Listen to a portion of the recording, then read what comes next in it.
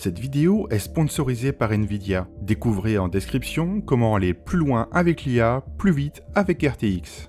Traditionnelle session autour des projets aidés par le soutien au financement de l'innovation. Je vais passer la parole à Magali Jamet, chargée de mission ATA, aide aux techniques d'animation, et Thomas Grosperrin, chargé de mission AMT, aide aux moyens techniques, production numérique, du CNC. Ils vont nous faire un petit rappel de ces deux aides et potentiellement de leur complémentarité. Bonjour à toutes et à tous. Alors vous le savez certainement, les aides du CNC sont réputées pour leur clarté, leur simplicité, leur facilité d'accès.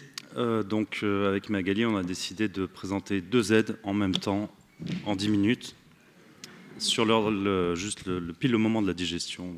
Mais tout va bien se passer. C'est un défi. C'est un défi. Bonjour, du coup, je vais commencer, on va faire en parallèle, je vais commencer sur l'aide aux techniques d'animation, donc on surnomme ATA, de son petit nom. Donc on a pris deux logos pour différencier bien les deux aides. Merci. Donc l'ATA, elle s'occupe, c'est une aide qui s'adresse aux producteurs délégués, qui est vraiment une aide à la production pour les œuvres. Donc elle se différencie complètement de l'aide aux moyens techniques. Donc on a pris un logo très moderne parce qu'on est dans l'innovation, mais on est aussi dans l'administration. Donc j'ai pris un clap, voilà, pour ma part. Et du coup on peut passer. Ah oui, c'est là. Attends, là. Merci. Du coup, l'objectif de l'ATA, c'est de faire émerger des œuvres qui vont, par leur diffusion, mettre en valeur des savoir-faire français dans le domaine de l'animation. C'est une aide sélective. Elle fonctionne avec un comité de 10 experts. Il y a 4 commissions qui vous sont proposées tous les ans. Et donc, comme je le disais bien au début, c'est une aide qui va être attribuée aux producteurs délégués de l'œuvre, y compris l'aide aux tests techniques dont on va parler un peu plus longuement tout à l'heure, mais c'est un test technique vraiment adressé à une œuvre en particulier. Les dépenses éligibles sur cette aide, c'est donc le coût de la fabrication sur l'œuvre. Ça va des prestations et salaires pour tous les travaux, depuis le storyboard au compositing, en résumé. Côté aide aux moyens techniques, représenté par le pictogramme avec les petits engrenages, donc on est sur la tech, l'objectif est triple, renforcer la compétitivité, l'attractivité et l'indépendance de la filière. Comme à la tâche chez Magali, aide sélective, une dizaine d'experts, voilà, vous êtes analysés par vos pairs, hein, ce sont des experts sectoriels. Dans cette aide, principalement des experts techniques. 4 commissions par an, 3 collèges. Je passe assez rapidement. Celui que je vous présente aujourd'hui, c'est le collège production numérique, dans lequel il y a 4 verticales. Il y a l'animation, mais pas que.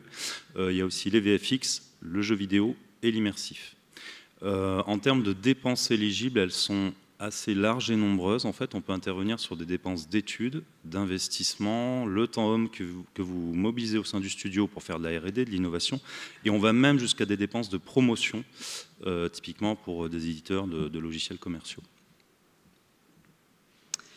Au niveau des critères, donc, pour l'ATA, on les a divisés en 4 grands blocs dont les experts s'emparent pour juger des projets que vous proposez.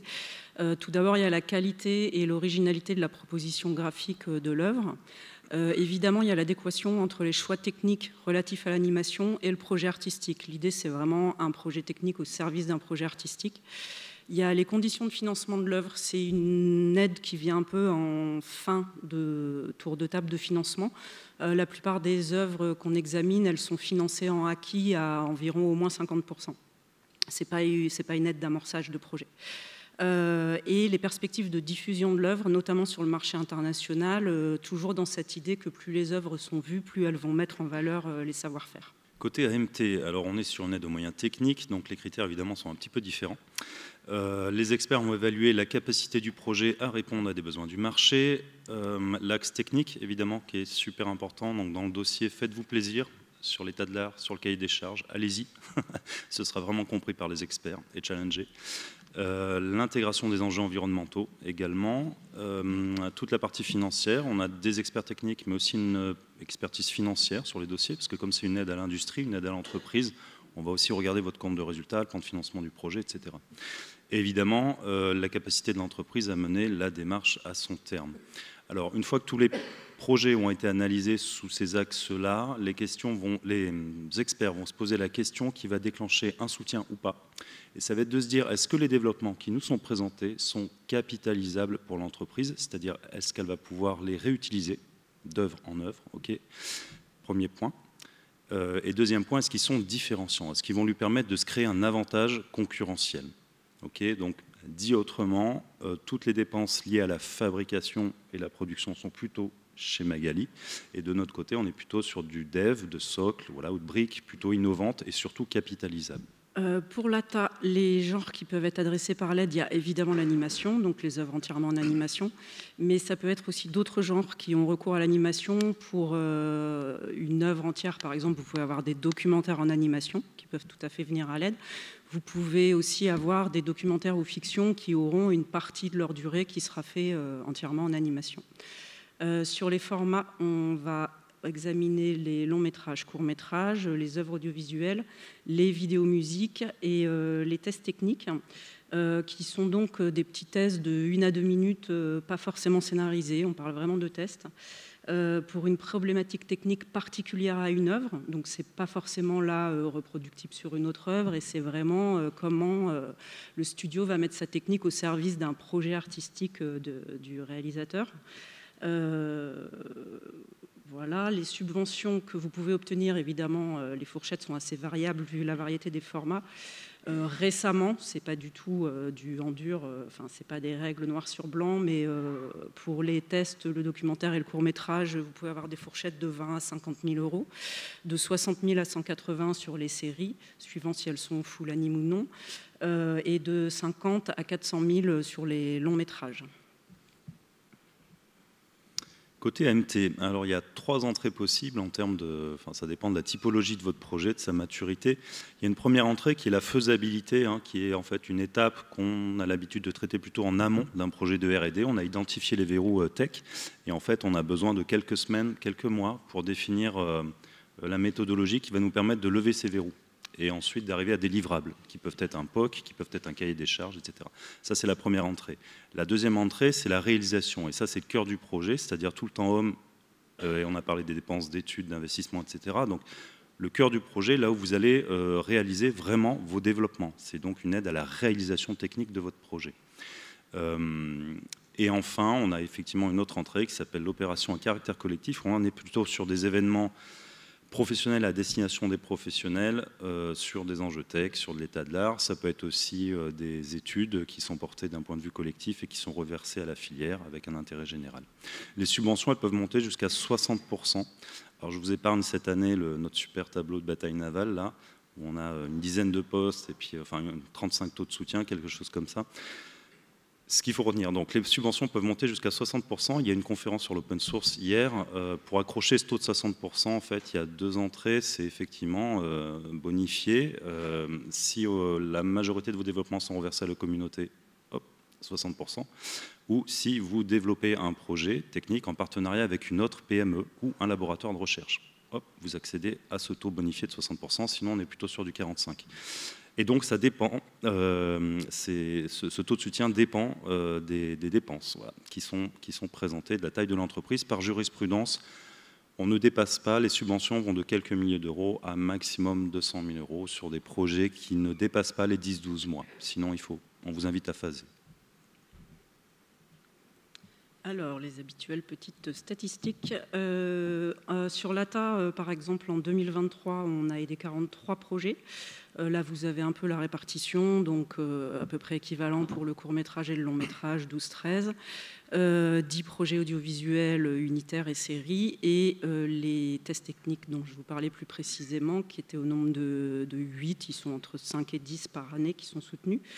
La sélectivité globale de l'ATA, si on la liste sur plusieurs années, elle est autour de 50%, mais ça c'est en nombre de projets. En termes de demande financière, c'est un peu plus bas parce que vous pouvez très bien avoir une aide qui sera un peu moins forte que celle que vous avez demandée. Les experts peuvent réévaluer la somme attribuée. Et le montant accordé du coup à ces œuvres par année pour 2024, par exemple, c'est un budget de 4,5 millions d'euros. Côté AMT, quelques statistiques en avant-première, parce que finalement ce dispositif est assez jeune, hein, il a une année. Sur le secteur de l'animation, on a aidé 34 projets. Voici les exemples de thématiques. Alors, ce qui est intéressant, et aussi pour faire écho à la conférence d'hier, vous voyez qu'il y a une partie qui est sur l'open source, mais pas que. Nous n'aidons pas que des projets qui sont reversés à la communauté. Il y en a aussi sur l'IA, sur le temps réel et sur l'USD. Ces thématiques peuvent représenter une partie du projet ou la totalité du projet. Okay, et ces thématiques sont mouvantes et renouvelables. Parce que, comme j'ai dit au début, en fait, on est, nous, sur un caractère de différenciation et un peu d'innovation. Donc, en fait, ce qui est innovant aujourd'hui ne le sera pas forcément dans 2 ans. Okay, mais en tout cas, l'image sur la dernière année, c'était celle-ci pour les projets soutenus dans le secteur de l'animation. Un peu comme chez Magali, on est environ à un dossier sur 2 qui est soutenu au regard des critères qu'on a précédemment énoncés, et donc 2,5 millions qui ont été accordés sur cette année dans le secteur de l'animation pour des projets techniques. Alors ici, vous avez un petit lien sur la page de l'EDATA. Juste 2 choses sur cette page. Du coup, vous trouverez 2 dossiers de demande différents, un pour l'aide à la production et un pour l'aide aux tests techniques. Et puis, sur cette page, tout comme celle de l'AMT, vous avez des dates régulières de réunions d'information par Teams.